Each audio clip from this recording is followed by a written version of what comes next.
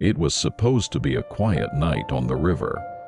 John, a seasoned fisherman, sat in his old boat, casting his line into the dark waters.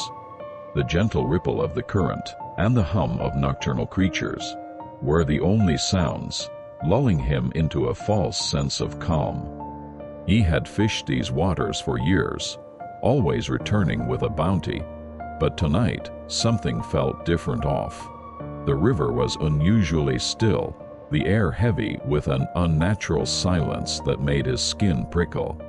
He brushed it off as paranoia and lit his lantern, the warm glow casting eerie shadows on the water's surface. But as the minutes stretched into hours with no catch, the unease grew. His eyes flicked toward the dense jungle lining the riverbanks, dark and foreboding, as if the trees themselves were watching. Then came the splash. At first, it was small, almost imperceptible. But then the water began to churn violently, as though something massive was stirring beneath the surface. John gripped his rod tightly, heart pounding in his chest, convinced he had hooked something enormous. But when he reeled it in, all he found was a shredded piece of meat, slick with dark blood. Confused, he tossed it aside, unaware that this was the first sign.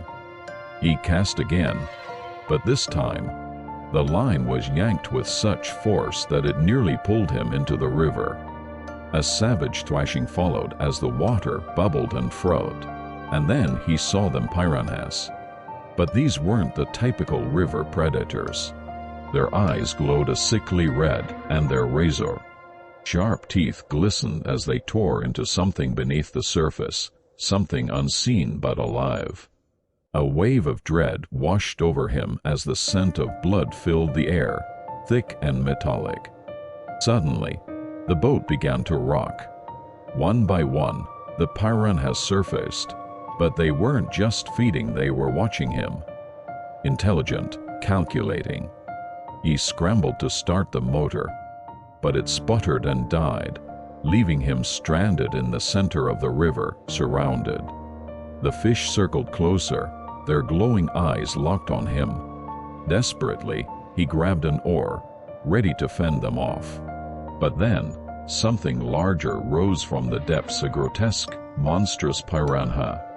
Its body bloated and deformed, dripping with the remnants of past victims.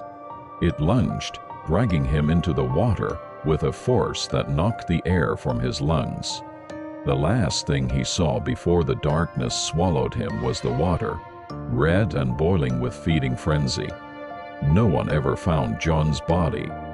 The locals said the river had always been cursed, that it held more than just piranhas, it held something ancient, something hungry. And now, it had claimed another soul.